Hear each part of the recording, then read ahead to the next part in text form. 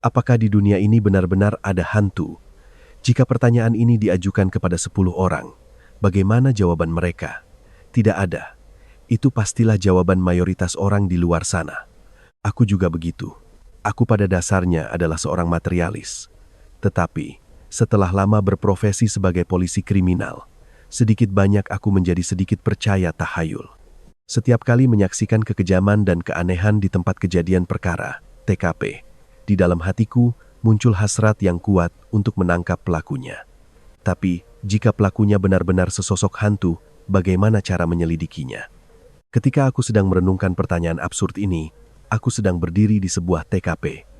Itu adalah sebuah kamar tidur di lantai 2 sebuah villa di pinggiran kota. Saat itu pukul 7 pagi, kabut di luar jendela belum sepenuhnya sirna. Tirai di dalam kamar memang tertutup, tetapi karena bahannya cukup tipis, cahaya pagi yang lemah masih bisa menembus, menyinari seberkas cahaya remang di samping tempat tidur. Dan tepat di berkas cahaya itu, sepasang kaki telanjang melayang di udara. Sesosok mayat pria berpiyama putih tergantung diam di langit-langit. Sekilas, TKP ini tampak seperti kasus bunuh diri biasa. Korban, seorang pengusaha kaya bernama Budi Hartono, menggunakan seutas tali yang diikatkan ke lampu gantung besar di tengah ruangan, membuat simpul, lalu gantung diri. Wajahnya menghadap lurus ke arah jendela, matanya melotot tanpa nyawa, tetapi di tubuhnya tidak terlihat setetes darah pun. Dibandingkan dengan TKP penuh darah yang pernah kutangani, ruangan ini bisa dibilang sangat bersih, bersih hingga terasa aneh dan dingin. Tetapi, yang membuatku merinding, yang membuat seluruh pori-poriku berdiri tegak, adalah adanya sederet jejak kaki di langit-langit. Jejak sepatu. Deretan jejak sepatu berwarna abu-abu itu dimulai dari dinding putih di samping pintu masuk, menanjak ke atas, menyusuri sudut langit-langit, lalu berlanjut di langit-langit hingga ke samping lampu gantung. Melihat jejak-jejak itu, rasanya seperti ada kekuatan tak terlihat yang telah menganggap dinding vertikal dan langit-langit sebagai lantai datar, lalu dengan santai berjalan melintasinya. Aku mendekat, segera membandingkan sepatu kulit yang dikenakan korban dengan jejak sepatu yang tertinggal di dinding dan langit-langit. Cocok 100%. Seolah-olah, Budi Hartono sendiri di tengah malam telah berjalan menaiki dinding, ke langit-langit, memasang tali di lampu gantung, lalu menggantung dirinya sendiri. Kerasukan. Selain dua kata itu, aku sama sekali tidak bisa menemukan kata lain untuk menggambarkan pemandangan di hadapanku. Aku menoleh ke arah Kapten Agung, rekan senior yang berdiri di sampingku. Dia mengatupkan bibirnya rapat-rapat, otot wajahnya berkedut tegang. Di luar pintu kamar, suara tangisan pilu terus terdengar. Aku melirik keluar koridor. Agung sedang berdiri di sana, membuka buku catatannya untuk menanyai istri korban, seorang wanita yang masih sangat muda bernama Maya. Dia mengenakan pakaian rumah sederhana, bahunya yang kurus bergetar hebat di setiap isak tangisnya. Pagi ini saya bangun, selesai membuat sarapan, lalu pergi memanggilnya.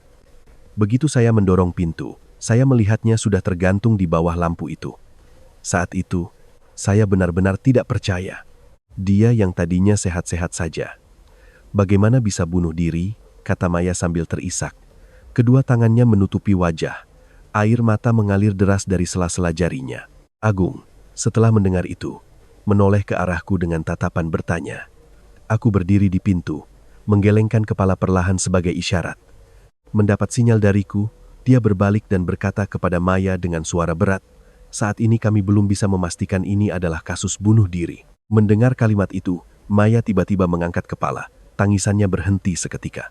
Wajahnya yang basah oleh air mata dalam sekejap menjadi kaku, seperti dilapisi lilin tebal, membeku menjadi patung lilin tanpa nyawa. Keadaan aneh itu berlangsung beberapa detik. Bibir Maya bergerak-gerak, suaranya serak saat bertanya kembali. "Bukan, bunuh diri." Saat ini belum bisa dipastikan. Agung mempertahankan wajah seriusnya. Dengan dingin melanjutkan, "Kami perlu masuk untuk memeriksa dulu." Saat itulah aku baru memperhatikan seorang pria muda yang berdiri diam di samping Maya. Dia jauh lebih tinggi darinya, penampilannya pendiam, wajahnya dingin. Pria ini bernama Bima, putra tiri korban Budi Hartono. Tetapi cara dia berdiri di samping Maya tidak terlihat seperti ibu dan anak. Bukan hanya karena usia mereka yang terlalu dekat, tetapi juga karena fitur wajah mereka yang sangat berbeda. Bahkan di antara mereka ada jarak tak terlihat yang anehnya jauh. Ibu dan anak itu dengan hati-hati melangkah masuk ke kamar tidur. Begitu melihat jenazah Budi Hartono yang tergantung di udara, Maya buru-buru menutupi wajahnya lagi, menangis terseduh-seduh, tidak berani menatap langsung. Agung memberi isyarat padaku dengan dagunya. Aku maju selangkah, menunjuk ke deretan jejak kaki abu-abu yang aneh di dinding, dan bertanya dengan suara berat kepada mereka, "Jejak sepatu ini, apa kalian punya kesan?" Bima yang pertama menjawab. Dia menggelengkan kepala, nadanya sangat ketus, membawa aura permusuhan yang jelas. Saya biasanya tidak pernah masuk ke kamarnya. Maya sebaliknya, menunjukkan ekspresi lemah yang menyedihkan, menggelengkan kepala sambil terisak. Tadi malam waktu saya pergi, jelas belum ada benda ini. Aku menatapnya. Tadi malam Anda tidak tidur sekamar dengan Budi Hartono? Tidak. Maya menundukkan wajahnya. Tadi malam saya dan dia bertengkar hebat. Setelah itu kami pisah kamar. Saya tidur di kamar sebelah. Kamar sebelah? Aku mengerutkan kening. Oh ya, karena apa kalian bertengkar begitu hebat? Maya semakin menunduk, suaranya kecil seperti nyamuk. Soal punya anak. Aku secara naluriah melirik Bima di sebelahnya. Sejak masuk ke kamar hingga sekarang, dia sama sekali tidak pernah melihat jenazah ayahnya. Tatapan dinginnya terus terpaku pada ibu tirinya, Maya, dari belakang. Kalian bertengkar jam berapa? Tanyaku lagi. Sekitar jam 10 malam. Setelah bertengkar, Anda langsung meninggalkan kamar dan Budi Hartono tinggal di sini sendirian semalaman. Benar? Benar. Anda tidur di kamar sebelah semalaman. Apa mendengar suara aneh? Misalnya suara perabotan bergeser atau suara gaduh? Maya menggeleng. Sama sekali tidak ada. Sepanjang malam di sini sangat sunyi. Lalu tadi malam sebelum tidur, apa kalian mengunci pintu luar villa? Sudah dikunci. Saya sendiri yang menguncinya. Yang menjawab pertanyaan ini bukan Maya, melainkan Bima. Suaranya dingin, tanpa emosi sedikit pun. Aku tidak melanjutkan bertanya lebih dalam, lalu memberi isyarat kepada seorang rekan untuk membawa Maya dan Bima ke kantor polisi untuk dibuatkan bab resmi. Begitu mereka berdua menghilang di ujung koridor, ruangan itu kembali sunyi senyap yang dingin. Agung mendekatiku, menyalakan sebatang rokok, lalu bertanya dengan suara berat, "Bagaimana menurutmu?" "Kapten," tetap kalimat yang sama, kerasukan. Aku menghela napas, tak bisa menahan diri untuk mengulanginya lagi. Semuanya jika dilihat dari sudut pandang biasa sangat logis. Budi Hartono bertengkar dengan istrinya. Maya pergi tidur di kamar sebelah. Lalu Budi Hartono sendirian dan gantung diri. Jenazahnya tergantung semalaman. Baru keesokan paginya, saat sang istri selesai membuat sarapan, secara tidak sengaja ditemukan. Itu adalah sebuah siklus waktu yang sempurna. Sebuah proses yang pada dasarnya tanpa celah. Tetapi keanehan dan ketidaklogisan yang mencekik justru terletak pada cara bunuh dirinya. Lihat ini. Dari sini naik ke atas, aku menunjuk sepanjang deretan jejak sepatu di dinding putih, lurus ke langit-langit. Berjalan terbalik di langit-langit lalu gantung diri. Manusia biasa bagaimana bisa melakukan ini? Agung mendengus keras, menghembuskan asap tebal. Coba au naik, aku mau lihat. Saya tidak bisa. Aku menggeleng. Makanya, orang ini sama sekali bukan bunuh diri. Agung tampak sangat emosional. Suaranya memberat, menunjukkan sifat tidak sabaran yang khas dari seorang polisi kriminal veteran. Anda mencurigai istri mudanya? Tanyaku. Apa tidak patut dicurigai? Agung mengetuk-ngetuk bungkus rokoknya. Poin kuncinya adalah tidak ada jejak orang luar masuk. Jendela kamar ini semua terkunci dari dalam. Anaknya, Bima, juga menegaskan dialah yang mengunci pintu luar sebelum tidur. Lagi pula, jika perampok yang masuk dan membunuh, TKP tidak mungkin sebersih dan serapi ini. Untuk menggantung orang yang masih hidup, proses perlawanannya pasti akan menimbulkan suara gaduh. Tapi Maya yang tidur persis di sebelah, bersikeras tidak mendengar apapun. Aku terdiam merenung. Benar, argumen Agung sangat masuk akal. Tetapi masalah peliknya di sini bukan siapa yang melakukannya, melainkan bagaimana Budi Hartono meninggal. Dengan situasi saat ini, kita bahkan tidak menemukan bukti fisik apapun untuk membuktikan dia dibunuh. Lihat baik-baik di sini. Agung tiba-tiba berjalan ke depan jenazah, menunjuk ke ruang kosong di bawah kaki Budi Hartono. Kakinya berjarak 1 meter dari lantai. Seseorang yang mau gantung diri harus menginjak sesuatu untuk memasukkan kepala ke dalam simpul. Tapi lihat, di bawah sini kosong, tidak ada apa-apa. Tempat tidur terdekat juga berjarak 1 meter darinya, dan tingginya hanya 0,5 meter, sama sekali tidak bisa dijangkau dengan berjinjit. Hukum dari kasus gantung diri sangat jelas. Korban paling banter menginjak sesuatu lalu menendangnya, memanfaatkan gravitasi untuk mengakhiri hidup. Begitu pijakan ditendang, meskipun korban menyesal di tengah jalan, dia tidak akan bisa menggapainya lagi. Itulah sebabnya tingkat kematian karena gantung diri sangat tinggi. Ini hanya bisa membuktikan satu hal. Agung menyipitkan mata melihat sekeliling kamar tidur. Setelah Budi Hartono gantung diri, pijakan di bawah kakinya telah dipindahkan oleh seseorang. Argumen ini terdengar sangat masuk akal, tetapi aku kembali menggelengkan kepala, sekali lagi mengarahkan pandanganku ke atas, di mana jejak-jejak abu-abu itu masih ada dengan penuh tantangan. Aku menunjuk jejak kaki di langit-langit, berbisik dengan suara seram, "Kapten, bagaimana jika orang ini benar-benar bisa berjalan di awan, bisa menggunakan ilmu bela diri untuk menempel terbalik di langit-langit? Jika dia benar-benar berjalan di langit-langit, maka sejak awal dia sama sekali tidak butuh pijakan." Agung melirikku tajam. Novel silat saja tidak berani menulis seabsurd pikiranmu. Sambil berkata, Agung berjalan ke samping lemari nakas kayu mahoni yang tebal. Dia curiga lemari inilah pijakan yang telah dipindahkan. Aku mengikuti di belakangnya, memperhatikan bagian kaki lemari yang bersentuhan dengan lantai. Lantai kamar tidur terbuat dari kayu. Jika lama tidak dibersihkan dengan baik akan ada lapisan debu tipis. Ketika Agung dengan paksa menggeser lemari itu ke samping, kami langsung melihat bekas lama kaki lemari, yang penuh debu tampak sangat jelas dan tajam. Ini membuktikan satu fakta yang tak terbantahkan. Lemari nakas ini dalam waktu singkat terakhir belum pernah digeser barang 1 cm pun. Petunjuk tentang pijakan kembali buntu. Ruangan itu sekali lagi jatuh ke dalam keheningan yang aneh. Tidak ada pijakan, tidak ada jejak perabotan yang digeser. Hanya ada satu mayat yang tergantung dan deretan jejak kaki yang berjalan terbalik di langit-langit. Semua hukum fisika seolah terhapus di villa yang suram ini. Di tengah kebuntuan petunjuk tentang lemari nakas, Agung tiba-tiba memperhatikan laci teratas lemari itu. Dia membungkuk dan menariknya dengan keras. Sret.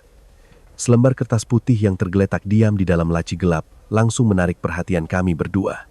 Di atas kertas itu tertulis beberapa baris huruf kecil yang dicetak rapi dengan printer biasa.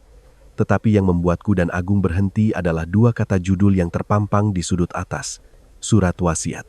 Untuk menghindari kerusakan sidik jari yang mungkin tertinggal, Agung dengan hati-hati mengenakan sepasang sarung tangan karet putih.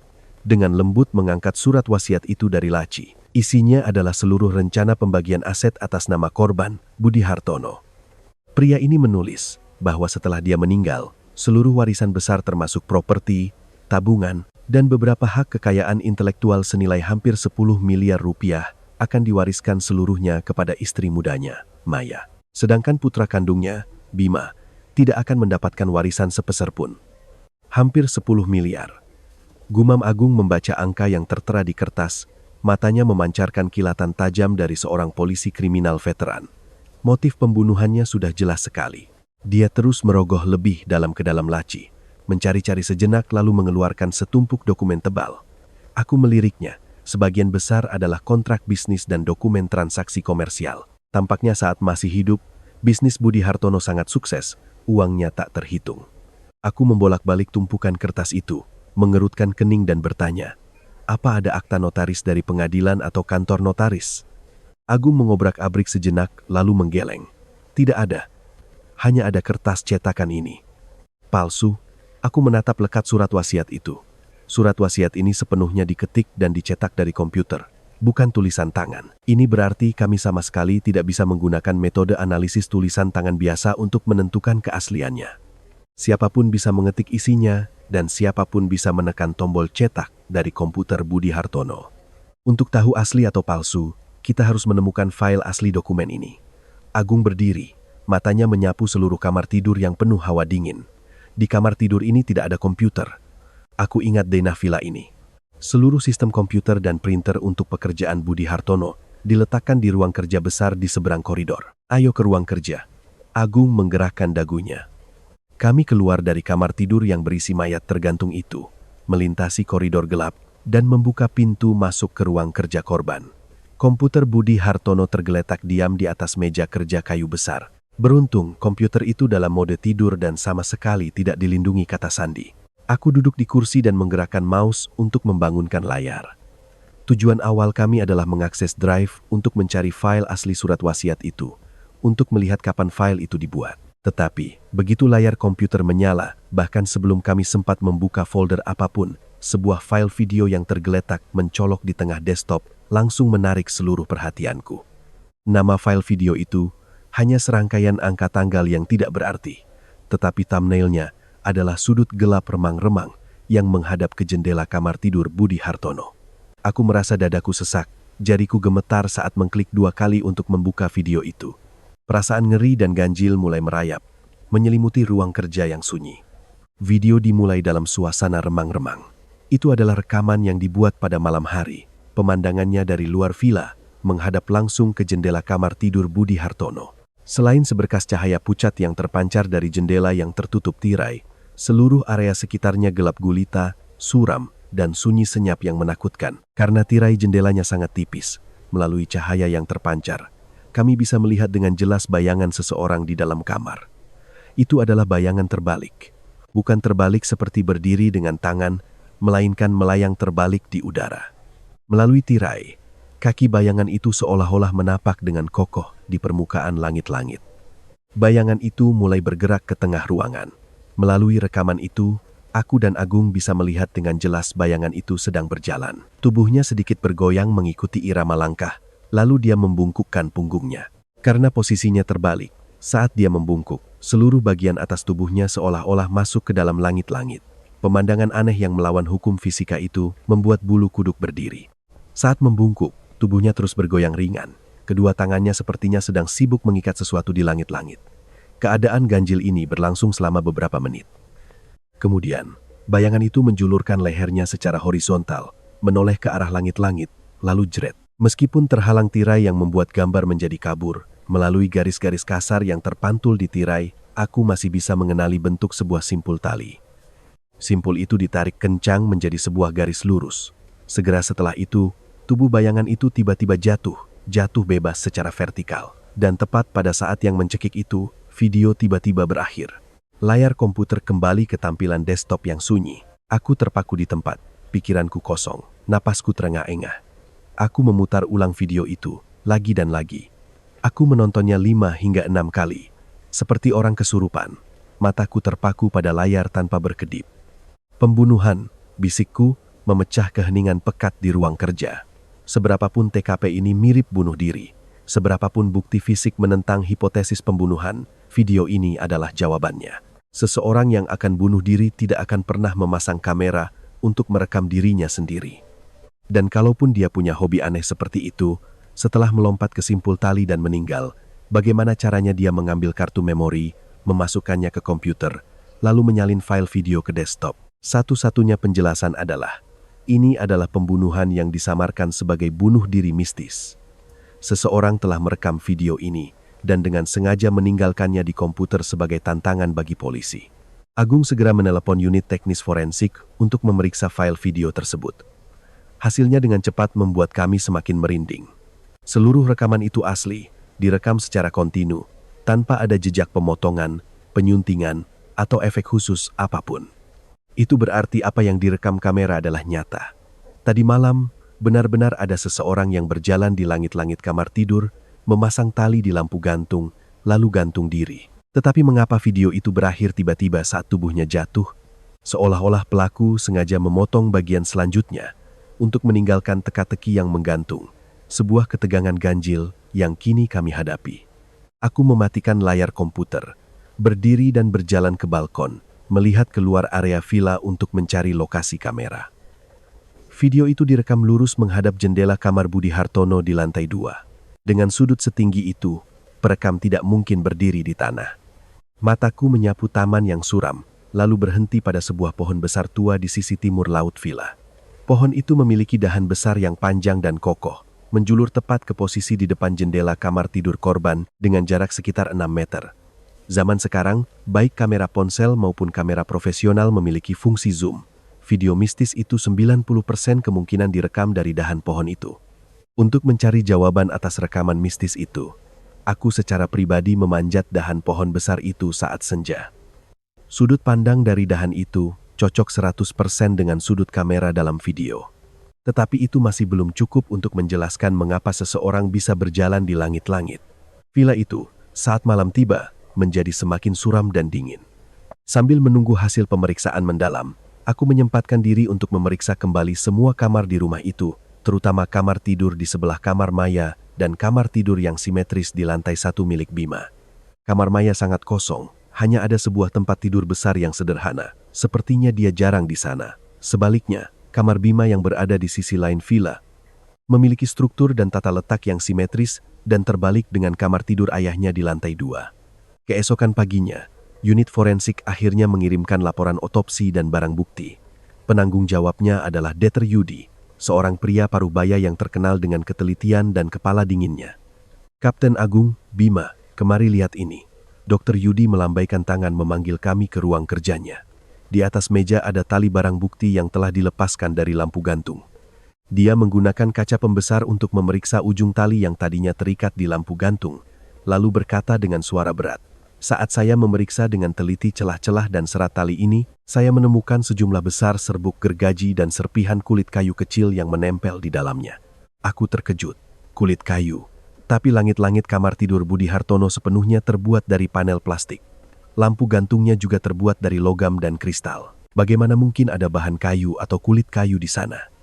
Justru karena itu, ini adalah kejanggalannya. Dr. Yudi mengetukkan jarinya ke meja. Ini hanya bisa membuktikan satu hal. Sebelum dibawa masuk ke kamar tidur untuk menggantung Budi Hartono, tali ini pernah digunakan untuk mengikat atau bergesekan sangat kuat dengan sebatang pohon atau dahan kayu di luar. Agung yang berdiri di samping menyipitkan mata. Bagaimana dengan jejak di jenazah? Apa ada bekas suntikan atau tanda-tanda obat bius seperti kasus yang kuceritakan tahun lalu? Tidak ada bekas suntikan. Dr. Yudi menggeleng, membuka laporan otopsi.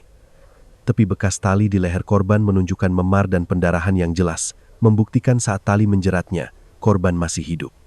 Wajahnya berwarna biru keunguan, pembuluh darah di matanya pecah, sepenuhnya cocok dengan ciri khas kematian akibat asfiksia mekanis. Lidahnya menjulur keluar, bekas jeratan di lehernya berbentuk V terbalik karena tarikan ke atas. Ini adalah tanda-tanda klasik dari kasus gantung diri. Aku menyipitkan mata dan bertanya, lalu apa ada bekas cakaran di lehernya? Sama sekali tidak ada, jawab Dr. Yudi dengan tegas.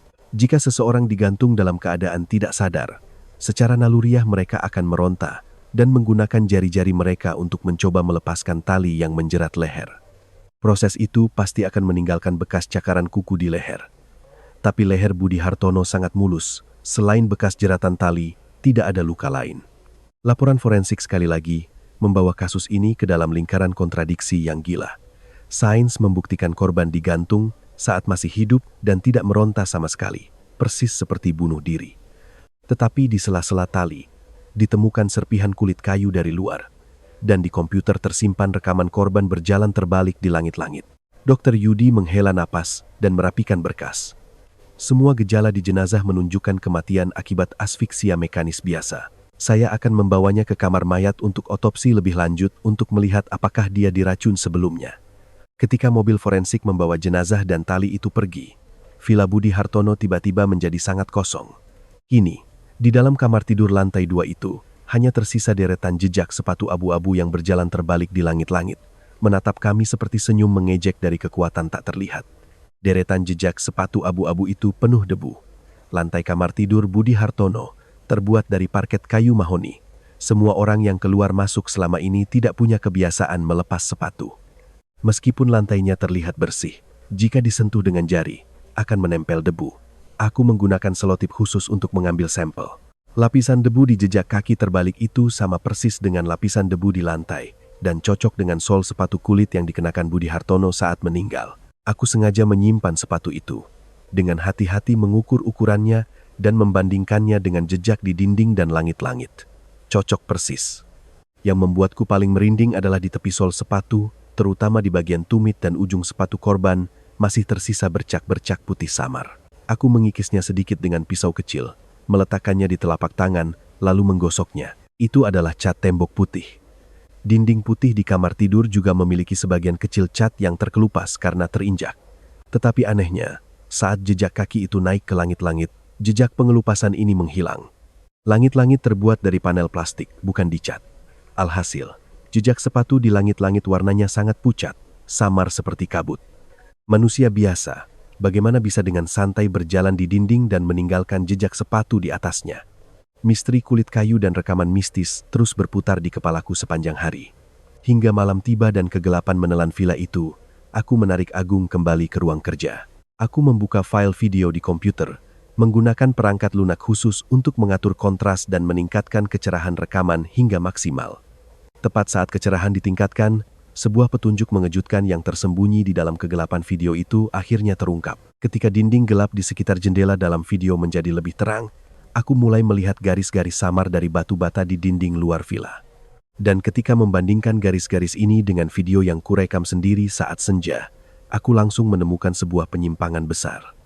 Itu bukan penyimpangan bentuk batu bata, melainkan posisi. Jika jendela kamar tidur dijadikan sebagai titik acuan tetap, maka setiap batu bata yang muncul di video komputer bergeser sedikit ke bawah dibandingkan dengan kenyataannya.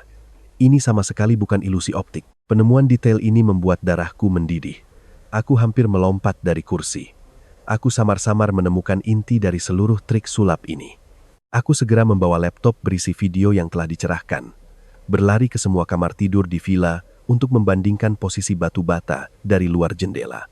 Rumah Budi Hartono memiliki total 5 kamar tidur dengan desain dan tata letak yang sama. 3 kamar dihuni, 2 kosong. Tetapi jendela dari kelima kamar ini tidak ada yang cocok dengan posisi batu bata dalam video. Aku berdiri di tengah koridor, menatap layar, pikiranku berputar. Tiba-tiba sebuah ide berani muncul. Aku menekan perintah untuk memutar video itu 180 derajat. Pemandangan di layar langsung berubah. Posisi batu bata di luar jendela, setelah dibalik, cocok 100% dengan tata letak di luar jendela kelima kamar itu. Dan pada saat yang sama, bayangan terbalik yang berjalan di langit-langit dalam video kini kembali ke lantai. Ternyata begitu, trik murahan. Aku tertawa, tetapi tawa itu terasa dingin. Yang disebut berjalan di langit-langit sebenarnya hanyalah ilusi optik yang konyol. Pelaku hanya perlu membeli bola lampu dan fitting yang sama persis dengan lampu gantung di kamar Budi Hartono, memasangnya di sebuah ruangan dengan jarak yang sama antara lantai dan lampu, merekam seseorang berjalan biasa di lantai, lalu membalik videonya. Dalam kegelapan, tanpa ada acuan lain selain jendela yang terang, penonton akan langsung tertipu mengira ada yang berjalan terbalik di atas kepala. Misteri pembunuhan mistis ini telah terpecahkan, tetapi Budi Hartono tidak mungkin merekam sandiwaranya sendiri. Itu berarti orang yang muncul di video itu pasti palsu. Orang itu harus memiliki postur dan bentuk tubuh yang sangat mirip dengan korban. Di villa ini, orang yang paling mirip dengan Budi Hartono hanyalah putra tirinya, Bima.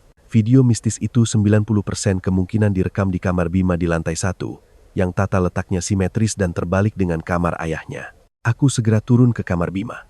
Setelah menggeledah sejenak, benar saja, aku menemukan sebuah bola lampu berdaya besar dan sebuah fitting lampu terpisah yang disembunyikan di dasar lemari pakaian. Pada saat yang sama, Agung dari luar taman bergegas masuk. Wajahnya penuh keringat tetapi matanya bersinar. Bima, ketemu. Di pohon besar di timur laut itu, di dahan yang cukup rendah, aku menemukan satu posisi kulit kayu yang tergores sangat kuat, membentuk bekas melengkung. Itu jejak dari tali yang menahan beban besar. Dia terengah-engah.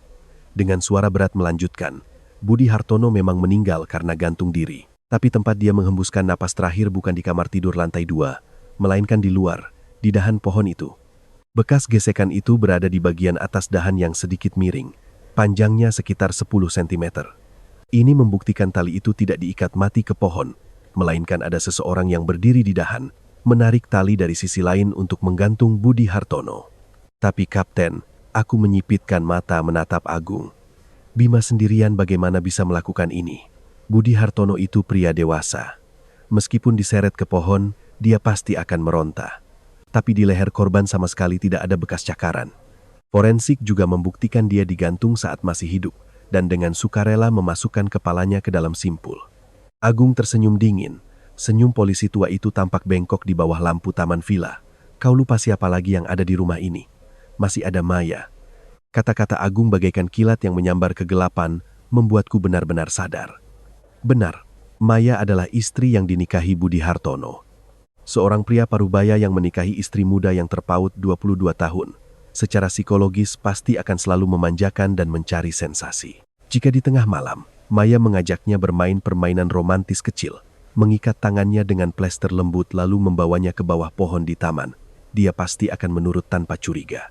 Plester lembut tidak akan meninggalkan bekas ikatan atau lebam di pergelangan tangan. Dan itu menjelaskan mengapa Budi Hartono sama sekali tidak bisa meronta atau mencakar lehernya saat tali dari atas dahan tiba-tiba menjerat nyawanya. Ternyata tatapan tajam dan penuh permusuhan yang diarahkan Bima ke Maya di TKP bukanlah kebencian anak tiri pada ibu tiri, melainkan ketakutan. Dia takut wanita ini akan panik dan membocorkan rahasia di depan polisi. Malam itu juga, surat perintah penangkapan darurat dikeluarkan. Aku dan Agung segera melakukan interogasi terpisah terhadap kedua tersangka di kantor polisi. Di hadapan bukti-bukti kuat yang terungkap, bola lampu yang disembunyikan, bekas gesekan di dahan pohon, dan terutama trik video terbalik yang telah terbongkar, pertahanan psikologis Maya runtuh total. Wanita ini hancur. Dia menelungkupkan wajahnya di meja interogasi, menangis histeris. Seluruh kebenaran yang telanjang dan menjijikkan akhirnya terungkap. Antara Maya dan putra tiri suaminya, Bima, telah lama terjalin hubungan gelap. Proses interogasi belum berlangsung lama ketika Maya tiba-tiba terus-menerus mual. Saat dokter poliklinik memeriksanya, kami baru terkejut menemukan sebuah fakta. Dia hamil, dan anak di dalam kandungannya adalah darah daging Bima. Kehamilan inilah yang menjadi pemicu pembunuhan. Untuk menyembunyikan hubungan inses mereka sebelum perutnya semakin membesar, dan juga untuk merebut harta Budi Hartono yang bernilai puluhan miliar, pasangan ini merencanakan sebuah rencana sempurna. Setelah Maya berhasil menipu dan mengikat Budi Hartono, bersama Bima mereka menggantungnya di pohon besar.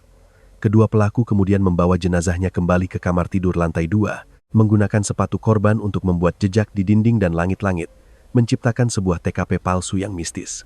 Bima adalah orang yang menyamar sebagai ayahnya dalam video di kamar lantai 1, lalu membalik rekamannya untuk mengubah kasus ini menjadi fenomena supranatural yang tak terpecahkan. Tetapi, iblis tetaplah iblis, dan hati manusialah yang paling menakutkan. Saat Maya memberikan kesaksian, dia melihat surat wasiat palsu yang kami temukan di laci nakas dan benar-benar terkejut. Wanita ini sama sekali tidak tahu keberadaan surat wasiat itu. Ternyata Bima lebih licik dan kejam dari yang dia kira. Dia diam-diam membuat dan mencetak surat wasiat palsu itu, dengan sengaja mewariskan seluruh harta kepada Maya. Tujuannya sangat kejam. Jika rencana pembunuhan mereka terbongkar oleh polisi, surat wasiat miliaran itu akan segera mengubah Maya menjadi satu-satunya tersangka dengan motif terkuat. Sedangkan dia, anak yang dicabut hak warisnya, akan sepenuhnya tidak tersentuh. Satu anak panah mengenai dua sasaran. Membunuh ayahnya sekaligus bisa menjebloskan kekasihnya ke penjara agar bisa menikmati uang itu sendirian. Ketika mengetahui kebenaran ini, Maya menjadi gila. Dia menerjang dan mencakar-cakar kaca satu arah yang memisahkannya dari ruang tahanan Bima, berteriak histeris dalam pengkhianatan yang menyakitkan. Sedangkan Bima, pria pendiam itu hanya menunduk dalam diam, matanya yang kelabu tanpa riak sedikit pun. Kasus ini ditutup setelah 2 hari 2 malam yang mencekik. Aku keluar dari kantor polisi. Kabut di pinggiran kota telah sirna, tetapi hujan deras musim panas mulai turun membasahi bumi. Aku menengadah, membiarkan tetesan air hujan yang dingin membasahi wajahku, tanpa sadar menghela napas pahit. Di dunia ini sama sekali tidak ada hantu, juga tidak ada arwah yang bisa berjalan terbalik di langit-langit. Makhluk-makhluk paling jahat, mengerikan, dan menakutkan sebenarnya bersembunyi di dalam hati manusia.